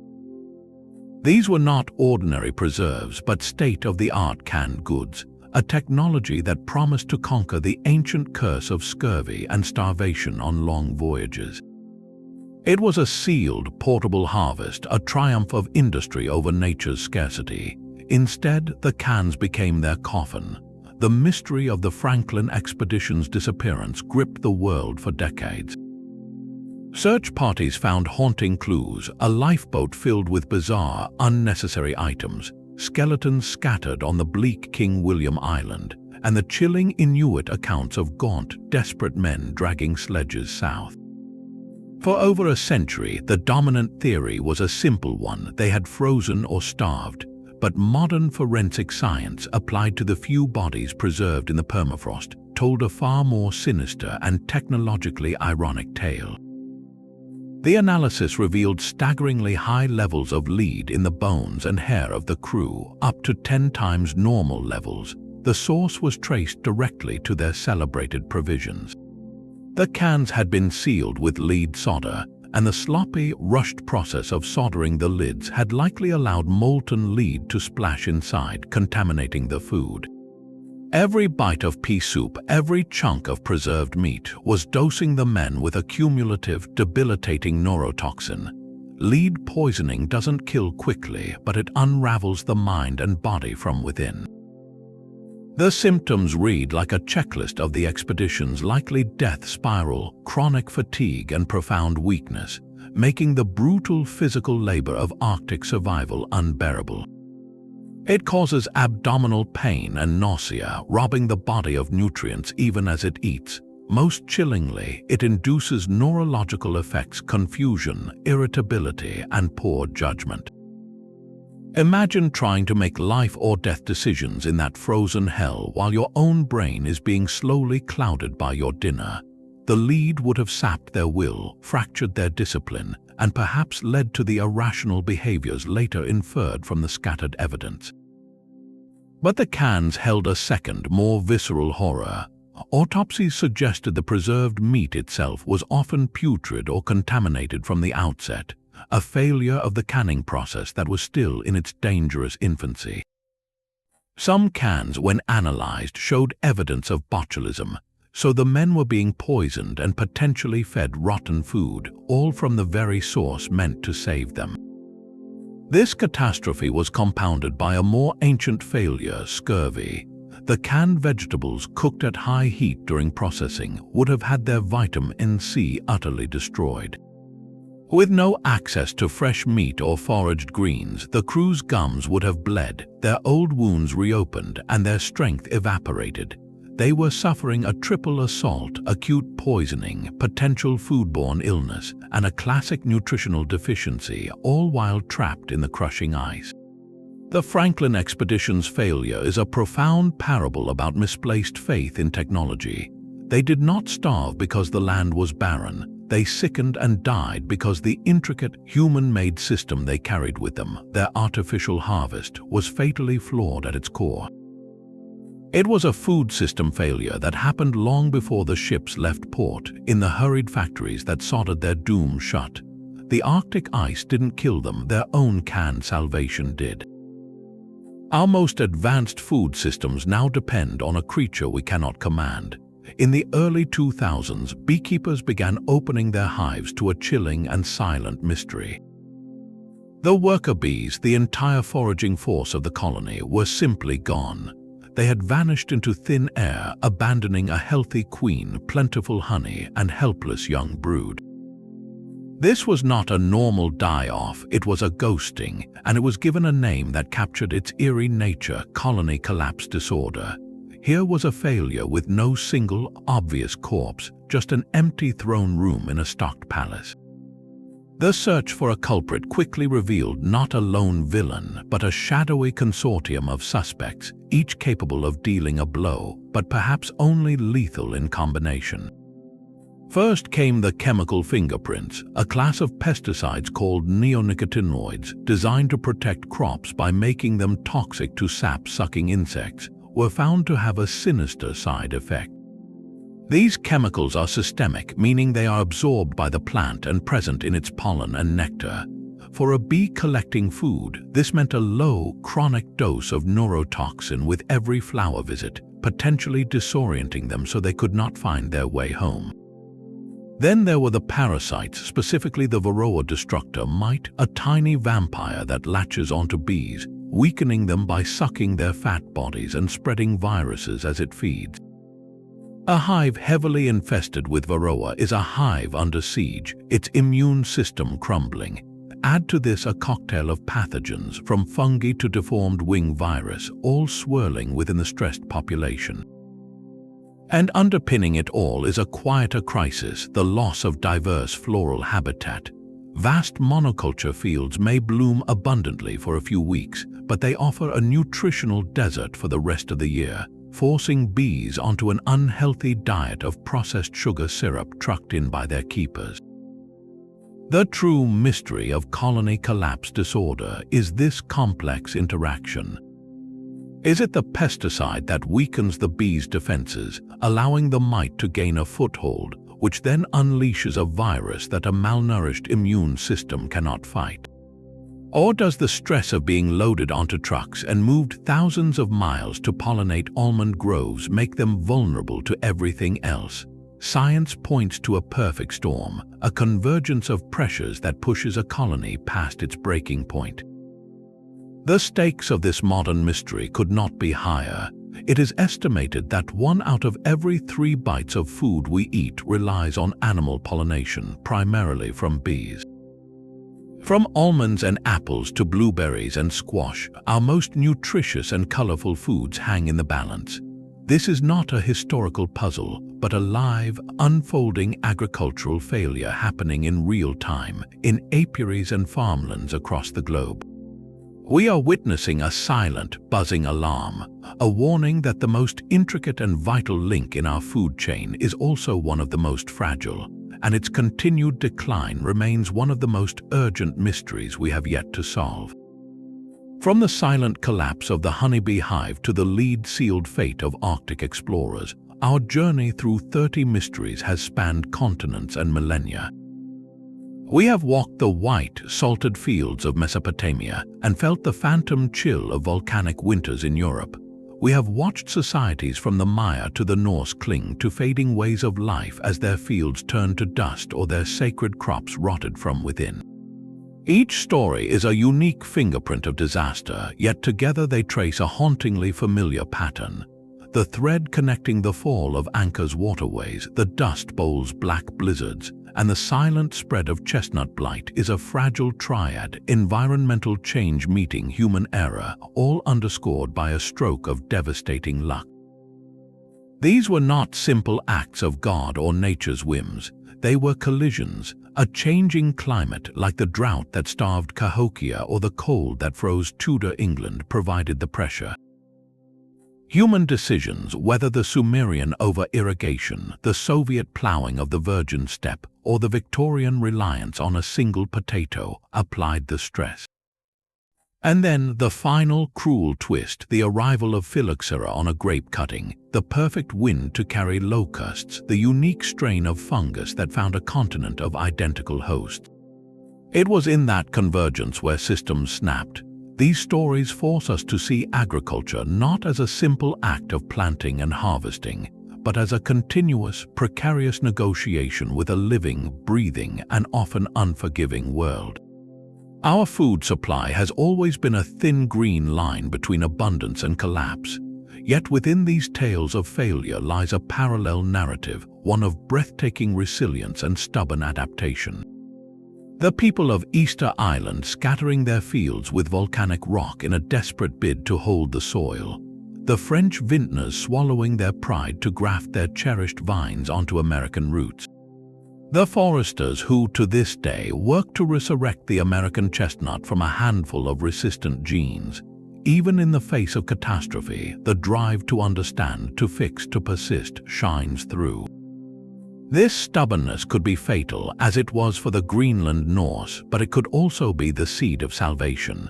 The question these 30 mysteries leave us with is not just about what went wrong in the past, but about what we are choosing to build for the future. Our global food system now operates on a scale the Maya or the Khmer could never have conceived. We have engineered crops for yield, built supply chains that span the globe, and developed technologies to defy season and location.